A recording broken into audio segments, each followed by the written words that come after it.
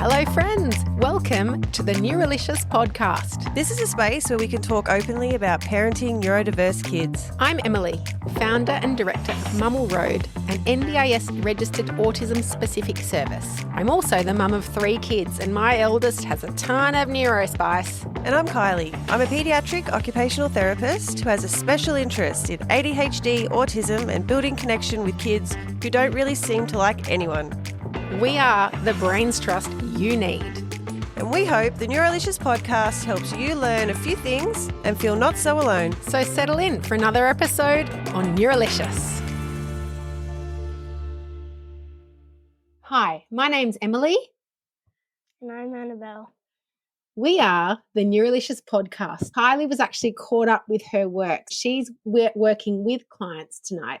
So stepping into her seat as co-host on the Neurolicious Podcast is Annabel. She is my 10-year-old daughter and a wealth of knowledge when it comes to mealtimes and school refusal, although she loves school. But what she can give us an insight into is coming from a family of neurodiverse children. Her eldest brother has a diagnosis of autism spectrum disorder level 3, intellectual disability and ADHD. So she sees every day the challenges that we face, and she's pretty much number one when it comes to knowing how to make really sensible adaptations and adjustments to the home to keep everyone on track. Is that right? Yes. Yes.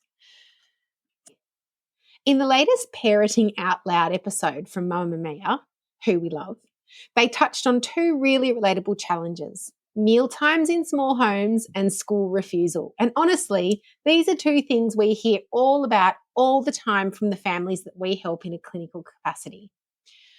So, mealtimes. Annabel, in our home, where do we eat our dinner? Sometimes we eat it on our big table. It's a circle, and that's where we have time where we talk about the day. And sometimes if my siblings are at school, sometimes we just have it at a different table. Okay, so it doesn't always have to be at the big round table. No. Where are the other places that we eat dinner in our home? At the bench, at the white table, and yeah. Great. So when I'm serving up dinner or we're making dinner, do we chat about things even if you're at the bench? Yes. Yeah. So that time of the day, we're often close to each other. I'm sort of near you, but it's also a great time to talk, isn't it? Yeah. But we're not always sitting down. That's right. Now, your other brother, he doesn't enjoy sitting down a lot, your middle brother. He likes to eat pretty quickly and then get up off his chair, doesn't he? Yes. Yeah. So, and that's something that we have to work around as well. We can't sit down for a huge amount of time when we eat, but when we do, we try to have a quick conversation. But it's not all about sitting around the dinner table. So I feel like we should touch back on the topic that Mamamia Parenting Outloud were discussing, which is for families that don't have a huge dining space or a dining table.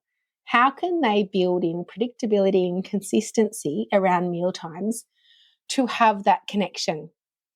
Some things that we were talking about were not necessarily focusing on the table, but more of the connection. So your dinner might be on the couch, it might be on the floor, you might have lap trays, you might put a picnic blanket down, you might sit on cushions, you might stand and eat. It's not about necessarily the location of the food, it's about the connection. So many of the families that we support clinically focus on tiny snippets of connection more than anything else. And I think this is really important with mealtimes. Predictability is everything, isn't it? Annabel, at home, do we eat roughly around the same time every day? Yes. It depends on what time we will get home from sport. Yeah. That's true. We have quite a busy routine at home. The idea, though, that when we start dinner, it's a bit of a team effort and we all pitch in is really important. I really like the idea that at dinner, we can focus on the connection with people rather than sometimes the amount of food that we eat. A lot of the families that we support in our clinic find eating some foods can be really challenging. And we always prioritize having a sensible goal. So that might be 10 seconds of being together around some kind of food. It might be sitting down for a long time but not focusing on the food. So there's a huge range of goals that our families that we work with are working towards. Now, school refusal. This is a huge topic and often misunderstood. Annabel, do you love school? Yes. Yeah. Annabelle's one of these people that would love to be there. But I think she's seen some kids who find school can be a little bit tricky and it's not an easy place for some people to be. School refusal is quite a misunderstood topic, and working through a neuroaffirming lens, we see school refusal not as a behaviour to be fixed, but more of as a communication. For many children on the autism spectrum, school environments are overwhelming. They're loud, fast-paced, and very unpredictable. Not wanting to go to school is often a sign that their nervous system just doesn't feel safe. Our job is to look at that scenario through a curious lens, not a corrective lens. We really need to understand the why. What's the load on their sensory system? Do they have a predictable morning routine? Are there safe people at school that they can connect with?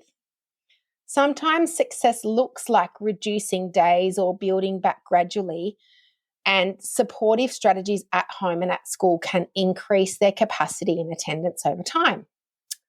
Annabel, are there people at your school that you feel safe with?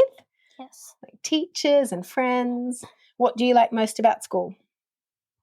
Handwriting. Oh, that's a good one. I also don't want to underestimate the power of co-regulation. With us at home, we know if one of our kids is feeling a little bit wobbly, and we try to co-regulate before we try to direct or to correct. This is the same with school refusal. So in those tricky mornings, we always encourage families to lean into the co-regulation rather than coming from a lens of you're doing something wrong and we need to fix it. If mornings are chaotic and emotional in your home, try slowing things down. Sit together, connect together, and often connect over a thing that your child might feel safe and interested in first. Those few minutes of calm can completely shift a child's lens for their upcoming day. So whether it's shared meals in a tiny space or navigating school distress, the message is there's always gentle, doable ways to support your child. In this episode of the Neurolicious Podcast, your go-to podcast for neuroaffirming parenting strategies, I'm teaming up with my daughter Annabel. She's the brains trust when it comes to things like what we do at home and how we can make school a bit more fun. Annabel, your oldest brother has autism spectrum disorder. What does that mean to you? How does that impact you? Sometimes when we go on holidays, he has to have a break and go into our hotel and just go on Mum's phone. And sometimes it can be a bit annoying because I really want to do a lot of things while he's just laying in bed. Totally get it. Yeah, holidays are a time of lots of fun, and it can be super frustrating if someone wants to lie down. That was really a great, honest answer, Annabel. Thank you for that. As a sister of somebody on the autism spectrum, I think you're very good with your friends and at school with being a good friend and a co-regulating partner, and I'm really proud of you for that.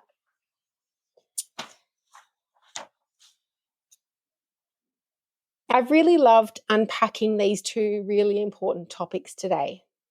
Why mealtimes can feel overwhelming for families and how to navigate school refusal. There's sensory, social, and emotional layers at play with both of these topics. We feel that strategies to support acceptance and to reduce anxiety can help with both mealtime chaos and also school refusal. We encourage people to move away from pressure and move towards connection. And we always encourage creating calm, predictable environments at home, particularly in those tricky times of the day, like in the mornings and the night times. Let's focus on the... Bless you. It's been fabulous having this conversation today.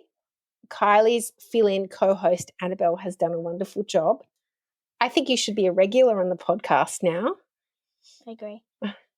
What topic would you like to talk about on the Neurolicious Podcast, Annabel? Sport. Great. I think we should do sport. We've got a few sport ones coming up, but I think that we should include you in that. What sports do you like to play, Annabel? Basketball, swimming, soccer, and tennis. Amazing. You're busy.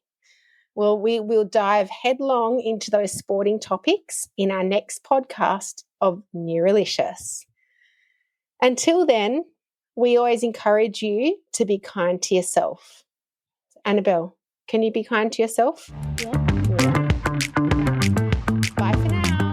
Thanks for joining us on the Neurolicious Podcast. If you've enjoyed this conversation and want to find out more, head to the Mummel Road Facebook page, where we share moments from the podcast and so much more. Like stories you can relate to. And we'll ask you, the Neurolicious community, how things are going at your place. We'll also answer your questions whenever we can. Until next time, be kind to yourself.